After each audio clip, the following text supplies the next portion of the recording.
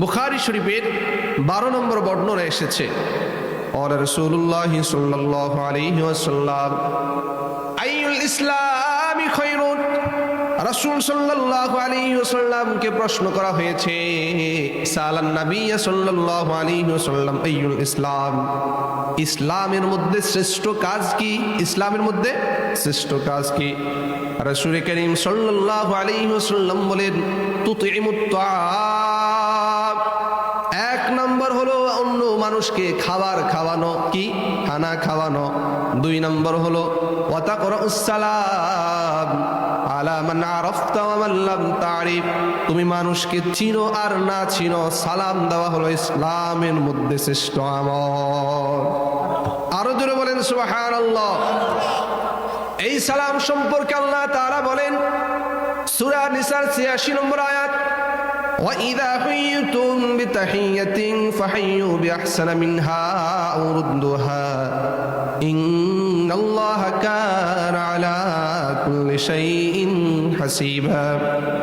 আল্লাহ তাআলা বলেন, যখন তোমাদেরকে সালাম দেওয়া হয়, فَحَيُّوا بِأَحْسَنَ مِنْهَا أَوْ رُدُّوهَا, তোমরা এই সালামের জবাব দাও অথবা এই সালামের জবাব দেওয়ার ক্ষেত্রে আরো উত্তম ভাবে সালামের জবাব দাও।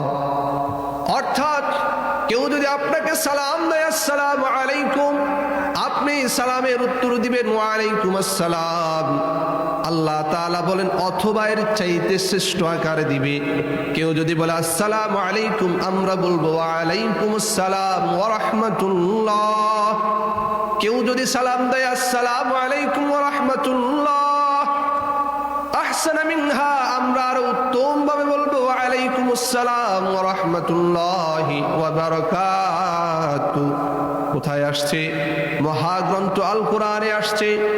এই সালাম দেওয়ার বিধিবিধান যদি আমরা সমাজের মধ্যে প্রচার ও প্রসার ঘটাতে পারি, এক মুসলিমকে অন্য মুসলিম যদি সালাম দিই, সালামের উত্তর দিই, তাহলে আমরা এক মুসলিমের অন্য মুসলিমের হক আদায় হবে কি হবে না? এবার বলুন, আমরা কি একে অপরকে বেশি সালাম দিই না কম সালাম দিই? আরো জোরে বলেন, বেশি না কম?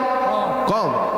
দেখেন, সালামের বিষয়ে একটা কথাও আছে যে সালাম দিলে 90 নেকি। আগে সালাম আমরা দিব, 90 নেকি আমরা পাবো, বলে কি বলে না? যদিও 90 নেকি নয়, এটা আসলে হাদিসের কোনো ভাষা নয়, তবে হাদিসের যে ভাষাগুলো পাওয়া যায়, সালাম দিলে কত নেকি পাওয়া যায়, সালাম দিলে কি হয়, সালাম দিলে যে 90 নেকি হবে বিষয়টা এমন নয়, এমন কোথাও নেই। বরং সালাম দিলে সরাসরি জান্নাতে প্রবেশ করবে। সুবহানাল্লাহ।